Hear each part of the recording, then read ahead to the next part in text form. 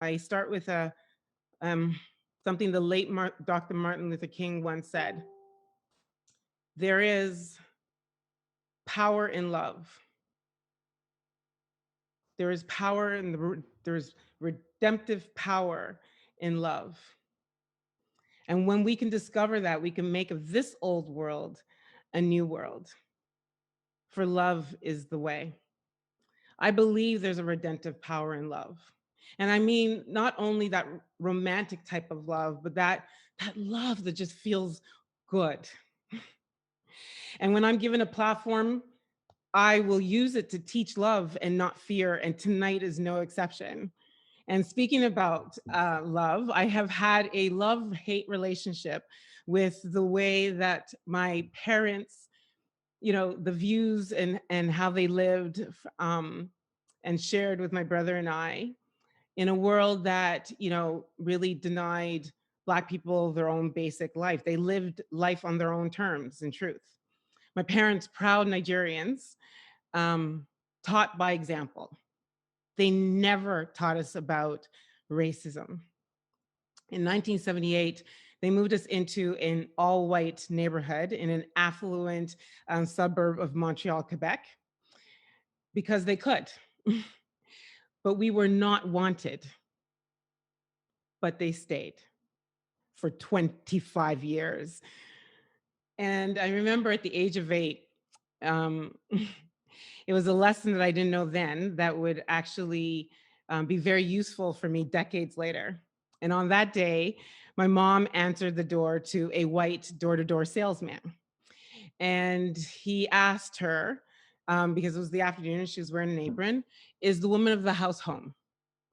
And she said that she would be back at 6 o'clock.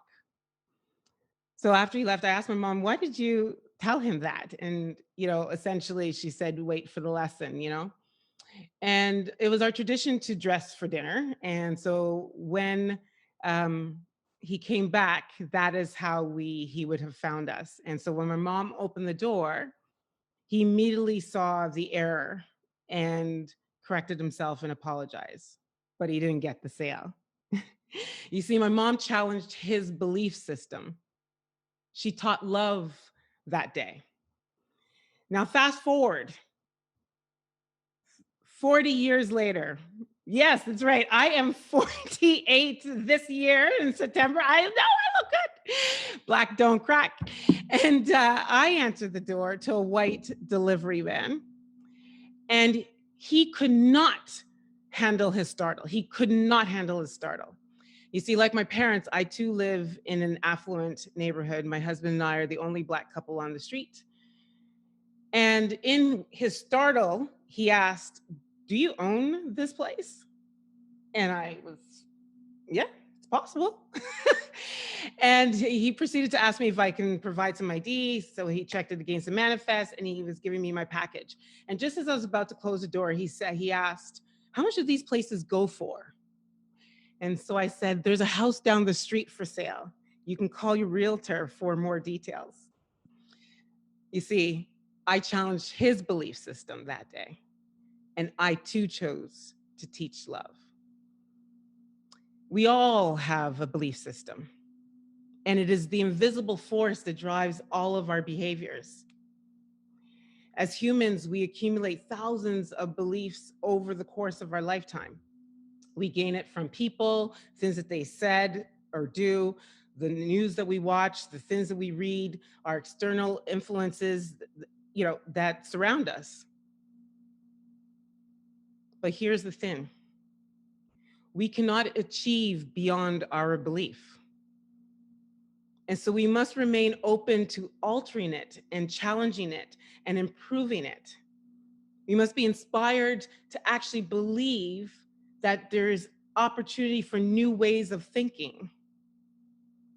We must imagine that it's possible to have beliefs that serve ourselves, serve our work that we're on this planet to do, and serve other humans all at the same time. Our belief systems are rich gold mines. And imagine if they serve all of those three. well, we would have a better chance of eradicating prejudice, judgment, closed mindedness, discrimination, and racism. We cannot achieve beyond our belief. For me, a refreshed belief system is like that is built on love, is like someone switching on a light switch, full wattage. Imagine that. You've heard some amazing stories tonight. So when you leave this experience, leave refreshed and renewed. I want you to leave and live and love forward. Live like you were actually here this evening and you heard the messages and understood them.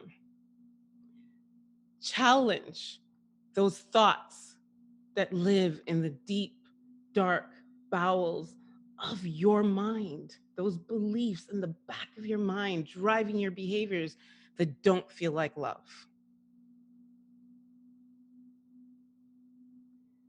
When we can discover the power of love,